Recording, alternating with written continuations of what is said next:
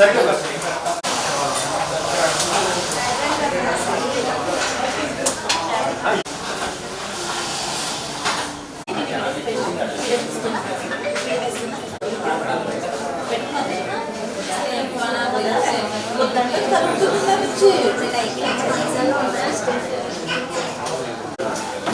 మనం చిన్న గ్యాదరింగ్ చేసుకున్నాము, ఎందుకంటే ఈరోజు వరల్డ్ ఐవీఎఫ్ డే కోసం సెలబ్రేట్ చేసుకున్నాము. మీడియా మిత్రులందరికీ, ఇన్ఫ్లుయెన్స్ అందరికీ, డాక్టర్స్ కి, వచ్చిన పేరెంట్స్ కి జ్యోతి ప్రజ్వలనతో స్టార్ట్ చేద్దాము. డాక్టర్స్ ఇద్దరిని ఒకసారి రమ్మని కోరుతున్నాను. జ్యోతి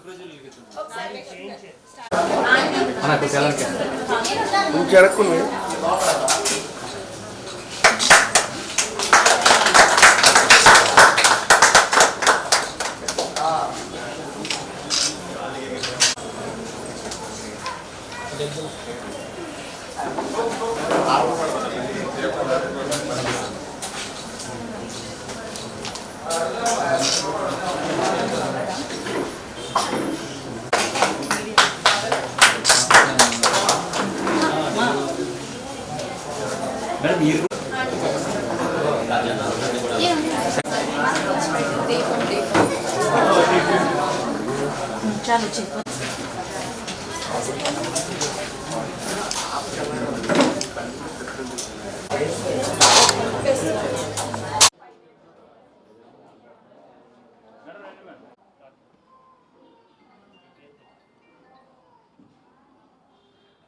ఇక్కడికి వచ్చిన ముఖ్యంగా మన గెస్ట్ పేరెంట్స్ వచ్చిన వాళ్ళకి, తర్వాత మీడియా ప్రతినిధులకి, కపుల్స్, ట్రీట్మెంట్ కోసం వచ్చిన కపుల్స్, అలాగే మన స్టాఫ్ అందరికీ కూడా ఈరోజు వరల్డ్ ఐవీఎఫ్ డే శుభాకాంక్షలు. సో వరల్డ్ ఐవీఎఫ్ డే అనేది ఎవ్రీ ఇయర్ 25th జూలై అనేది జరుపుకోవటం జరుగుతుంది. ఈ వరల్డ్ ఐవీఎఫ్ డే సెలబ్రేషన్స్, అసలు దీని యొక్క ప్రాముఖ్యత ఏంటంటే, సో జూలై 25th 1978 ఇయర్లో యూకేలో ఫస్ట్ ఐవీఎఫ్ బేబీ అనేది డెలివరీ అయిందనమాట. ఆవిడే Louis brown. So scientist pioneers Robert Edwards, Patrick Steptoe వాళ్ళ యొక్క కృషితోటి లూయి బ్రౌన్ అనే ఫిమేల్ చైల్డ్ అనేది బర్త్ ఇవ్వడం జరిగింది. సో దాన్ని మనం every year world IVF day కింద సెలబ్రేట్ చేసుకుంటున్నాం. సో దీనికి ఒకటి scientist, pioneers, doctors and also infertility seek చేస్తున్న కపుల్స్ కూడా వీళ్ళ యొక్క కృషి వల్ల మనం ఈరోజు ఈ మిరాకిల్స్ అనేవి చూస్తున్నాం. World wide 12 million IVF babies అనేది ఇప్పుడు వరకు బర్త్ అనేది చూస్తున్నాం అన్నమాట. So it is a miracle and at the same time ఏంటంటే హోప్. సో దీన్ని మనం ఎవ్రీ ఇయర్ 49లో రెగ్యులర్గా జరుపుకుంటున్నాము. ఇది మాకు ఒక ఫెస్టివల్ లాంటిది. సో చాలామంది కపుల్స్ ఓన్లీ 3 టైర్ సిటీస్లోనే అందుబాటులోనే ఉంటాయి అడ్వాన్స్డ్ ట్రీట్మెంట్స్ అని. బట్ మనకి 49లో 2 టైర్ సిటీస్లో కూడా సేమ్ అడ్వాన్స్డ్ ట్రీట్మెంట్స్ ఎక్కడైతే సిటీస్లో, మెట్రోపాలిటన్ సిటీస్లో మనం చూస్తున్నాం, సేమ్ అదే టెక్నాలజీ అనేది మనం ఇక్కడ కూడా చూస్తున్నాం. సేమ్ అదే ఎక్విప్మెంట్, సేమ్ అదే expertise and same high and investigations, treatments కూడా మన దగ్గర జరుగుతున్నాయి. So it is a celebration to all of అస్.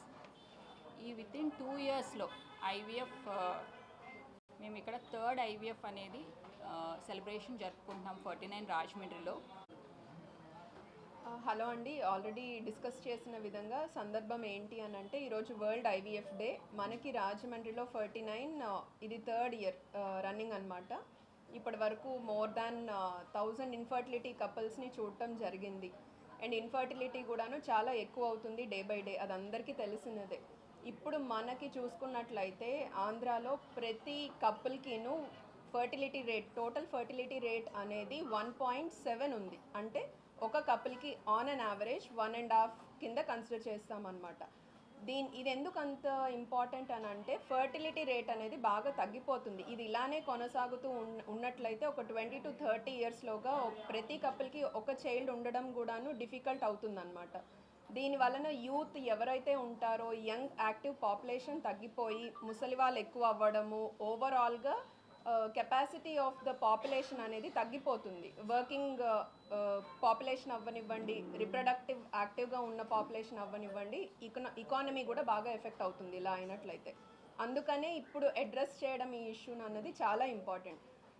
ఇకపోతే ఇన్ఫర్టిలిటీ విషయానికి వచ్చేసరికి female factor or male factor, మనకి సాధారణంగా సొసైటీలో ఉన్న అపోహ ఏంటి అని అంటే ఇన్ఫర్టిలిటీ అని అంటే ఫీమేల్లోనే ప్రాబ్లం అని. బట్ కాదు, స్టాటిస్టిక్స్ కానీ రీసెర్చ్ కానీ స్టడీస్ ఏం చెప్తుంది అని అంటే 50-50. మన దగ్గరికి వచ్చే పేషెంట్స్లో 50% మంది మగవారి లోపం వలన పిల్లలు కలగకుండా బాధపడుతున్నారు. వాళ్ళందరూ కూడాను ఫీమేల్లోనే లోపం ఉంది అనుకుని వదిలేస్తున్నారనమాట. నెక్స్ట్ ఏంటి అని ట్రీట్మెంట్ చేయించుకోకుండా. ఇది one of the important thing. Next వచ్చేసరికి మన 49లో రాజమండ్రిలో ఇది 3rd ఇయర్ అవ్వటం, ఇంతమంది ఇన్ఫర్టైల్ కపుల్స్కి ఇప్పుడు మీరు చూసినట్లయితే ఇక్కడ కూడాను చాలామంది విత్ బేబీస్ వచ్చారు. డెలివరీ అయ్యి వాళ్ళ పిల్లలతోని వచ్చి మనతో ఈ సెలబ్రేషన్ని పార్టిసిపేట్ చేసుకుంటూ ఉన్నారనమాట. And coming to 49, not only treatment, research పరంగా కూడాను క్లినికల్ రీసెర్చ్ అంటే ఏంటి అని అంటే ఇప్పటి వరకు మనం ట్రీట్మెంట్ చేసే విధానాలు ఎలా ఉన్నాయి, ఏ ఏరియాలోనైనా మనం మెరుగుపరుచుకోగలుగుతామా, ల్యాబ్ ఎలా ఉంది, మన ల్యాబ్ ఎక్విప్మెంట్ కానీ అడ్వాన్స్డ్ వరల్డ్ క్లాస్ టెక్నాలజీ. పిల్లలు లేకుండా ఎవరైతే బాధపడుతున్నారో, మ్యారేజ్ అయింది 1 ఇయర్ అవుతుంది ఇంకా పిల్లలు కలగట్లేదు అని అంటే డైరెక్ట్ ట్రీట్మెంట్ అని కాదు, ఫస్ట్ అసలు వాళ్ళలో ఏమైనా సమస్య ఉందా లేదా ఒక కన్సల్టేషన్ అనేది ఇంపార్టెంట్. ఇద్దరిలో బోత్ వైఫ్ అండ్ హస్బెండ్ ఇద్దరు కూడా ఒకసారి వెళ్ళి బేసిక్ చెకప్ చేయించుకుని స్కాన్, ఒక సెమన్ అనాలిసిస్ చూసుకున్నట్లయితే ఏదైనా సమస్య ఉంటే నెక్స్ట్ స్టెప్ ఏంటి అని అర్లీగా డెసిషన్ తీసుకోవడానికి, ప్రెగ్నెన్సీ రావడానికి హెల్ప్ అవుతుందన్నమాట. అంతేగాని పిల్లలు లేరు అని అంటే ఎక్కువ ఖర్చు అయిపోతుందేమో, లేదా న్యాచురల్గా వస్తుందేమో, టాబ్లెట్స్తో అయిపోతుందేమో అని పెరిఫరీలోనే ఎక్కువ ఇయర్స్ టాబ్లెట్స్ వాడుతూ టైం వేస్ట్ అనేది చేస్తారు. సో వాల్యుబుల్ టైం అనేది వాళ్ళు లూజ్ అవుతారు. దానివలన వాళ్ళకున్న ఏదైనా కనుక ఒకవేళ లోపం ఉన్నట్లయితే అది ఇంకా ఇంక్రీజ్ అవుతుంది తప్ప ఏజ్ పెరిగే కొద్దీ న్యాచురల్గా ప్రెగ్నెన్సీ రావడం అన్నది జరగదు. ఒకవేళ ఏ ప్రాబ్లం లేదనుకోండి, చిన్న సజెషన్స్తో డాక్టర్ హెల్ప్తో ప్రెగ్నెన్సీ న్యాచురల్గా వచ్చేదానికి హెల్ప్ కూడా అవుతుంది అర్లీగా డాక్టర్ దగ్గరికి వచ్చినట్లయితే. So first and foremost important thing అర్లీగా డాక్టర్ని సంప్రదించడం అన్నది ఇంపార్టెంట్. అంటే కొత్తగా ఇప్పుడు మ్యారేజ్ అయిన వాళ్ళు ఇన్ఫర్టిలిటీ గురించి, పిల్లల గురించే కాదు, it is a treatment for even genetic disorders కానీ బ్లడ్ డిజార్డర్స్లో. So I would suggest premarital చెకప్కి. సో యూత్ ఎవరైతే ఏంటంటే వాళ్ళ యొక్క బాధ్యతగా ముందుకు వచ్చి వాళ్ళ యొక్క చెకప్ చేయించుకుంటే, సో వాళ్ళ కండిషన్ ఎలా ఉంది, హెల్త్ కండిషన్, ఇప్పుడు మనం బ్లడ్ గ్రూప్ ఎలా చెక్ చేయించుకుంటాం అలాగే ప్రీ మెరైటల్గా వైరల్ మార్కర్స్ చెక్ చేయించుకోవటం, జెనెటిక్ చెకప్ చేయించుకోవటం, అలాగే వాళ్ళ ఫ్యామిలీ హిస్టరీ ముందే డాక్టర్తో డిస్కస్ చేస్తే that is the take home point today what I feel. ఇప్పుడు అందరూ మ్యారేజ్ లేట్గా చేసుకుంటున్నారు, 35 ఇయర్స్ ఆ టైంకి. ఫ్యామిలీ సిచ్యువేషన్స్లో కూడా కొంతమంది మ్యారేజెస్ అనేవి డిలే చేసుకుంటూ ఉంటారు. సో ఫిమేల్స్ కానీ మేల్స్ కానీ ఎగ్స్ ఫ్రీజ్ చేసుకోవటం, ఊసైడ్ ఫ్రీజింగ్ చేసుకోవటం, స్పర్మ్ ఫ్రీజ్ చేసుకోవటం వల్ల ఏమవుతుంది అని అంటే వాళ్ళు ఏదైతే వాళ్ళ యొక్క రిప్రొడక్టివ్ హెల్త్ని వాళ్ళు ఫర్దర్గా పోస్ట్పోన్ చేసుకోవచ్చు. సో అదే క్వాలిటీ తోటి వాళ్ళు రేపన్న రోజు బేబీతో ముందుకు వెళ్ళొచ్చు అనమాట. బట్ ఫస్ట్ అనేది ఎగెన్స్ట్ నేచర్ వెళ్ళకుండా పాసిబిలిటీ ఉంటే అర్లీగా మ్యారేజ్ ఫినిష్ చేసుకోవడం. ఒకవేళ అది పాసిబిలిటీ లేనప్పుడు వాళ్ళకి ఏమైనా సిమ్టమ్స్ ఉంటాయి, పీరియడ్స్ ఇర్రెగ్యులారిటీ అవ్వనివ్వండి,